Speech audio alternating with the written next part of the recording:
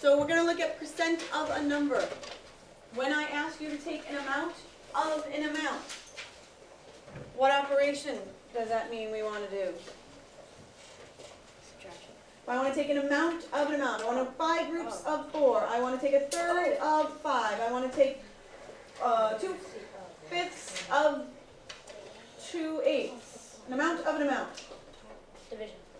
If I want to take an amount of an amount, 5 groups of 10. I want to take 1/4 of 8.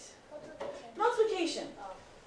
So percent of a number is just telling you to do multiplication, but in order to do multiplication with a percent, you have to change it to its equivalent fraction, or equivalent decimal. So these notes are basically summing up 2 things that you should have already learned this year, that finding an amount is multiplication, and that you can change percents into decimals and fractions. So we're just combining 2 concepts from earlier. So we can find the percent, stop it please, of a number by changing the percent to its equivalent fraction or equivalent decimal and multiplying.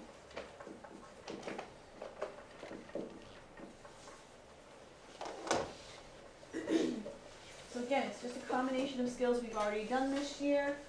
I had a thought. I talked briefly this morning that when I'm doing real life percent problems, a lot of times it's because I'm dealing with money, so I'm more likely to use the decimal, unless I know that the fraction equivalent to the percent is going to work out nice and evenly, then I might use the fraction. I had another thought as well, but when you're done finding the percent of a number, your answer is not a percentage amount. If I wanted you to find 10% of the students voted for such and such, so how many students would that be? Your label is students. If it's, you save 12% if you buy something from here, how much does it cost? Your label is the dollars or cents. So your label is not going to be percents once you found a percent of an amount.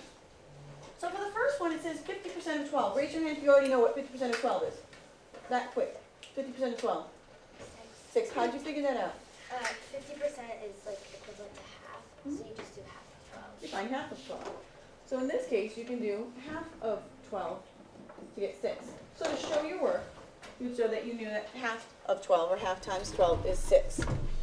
For the next one, you are asked to find 39% of 62.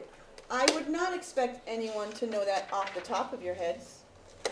So we're going to turn this one into a decimal times the number. So 39% is equivalent to what decimal? 39% going to a decimal. 39% is equivalent to what decimal? Yep. 0.39.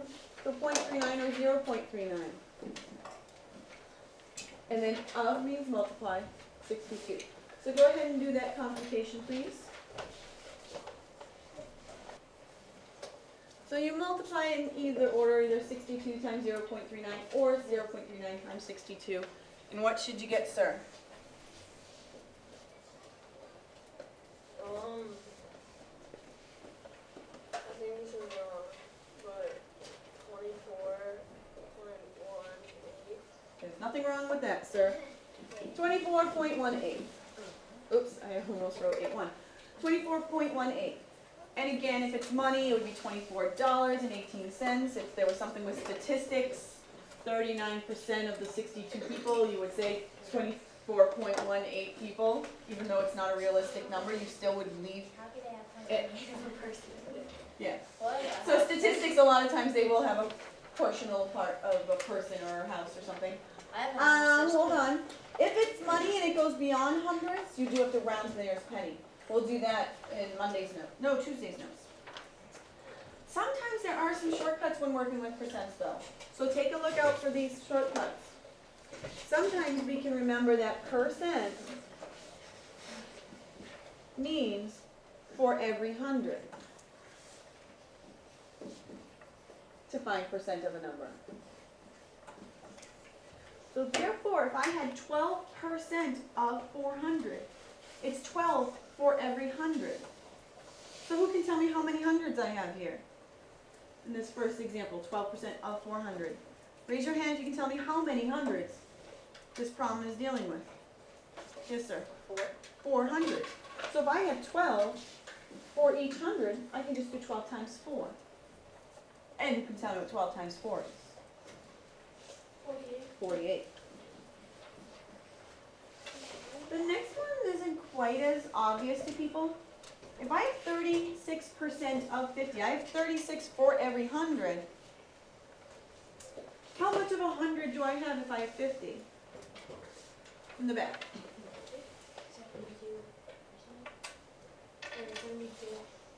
50 is how much of 100? It's half of 100. So therefore, I have 36 for half of 100. So I could instead do 36 times a half because I have half weight to having 100, so 36 times a half. And who can tell me what 36 times a half is? What's half of 36? 18. So you can look for shortcuts if the amount that we're looking at is a multiple or a factor of 100. And then the last section of our notes is about another shortcut that we used to use all over the place in Massachusetts when we had a 5% sales tax. Back when we had a 5% sales tax, people could just find 10% and then split it in half. And that would find you what 5% was. Now our sales tax is 6.25%, which isn't nearly as easy, and I bust out my calculator if I want to get exact change up. So, moving on. Other times you can manipulate 10% of a number, which moves the decimal point one place to the left, because 10% is a tenth. So if I want to find 20% of 73, then I have two 10%, right, times the 7.3. So 7.3, and I'm going to write in parentheses, just make sure it's clear.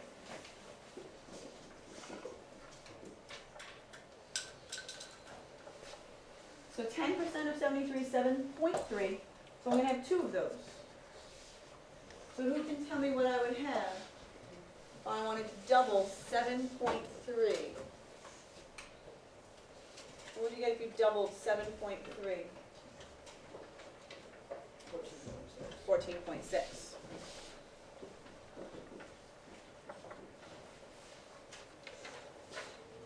For the next one, if I needed to find 15%, and see, sometimes people still use the 10% trick because when they're giving a tip in a restaurant, they might want to give the wait staff a 15% tip if they were kind of all right, or a 20% tip if they were really good, or somewhere in between, you know, if they were just your typical wait staff. So, 15%, I'm going to write in parentheses.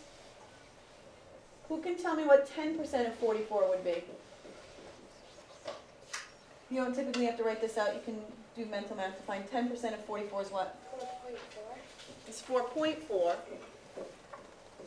And then I'm going to write a semicolon because this is a separate idea, a separate thing I'm figuring out. If I know 10% is 4.4, who can tell me what 5% or half of that would be?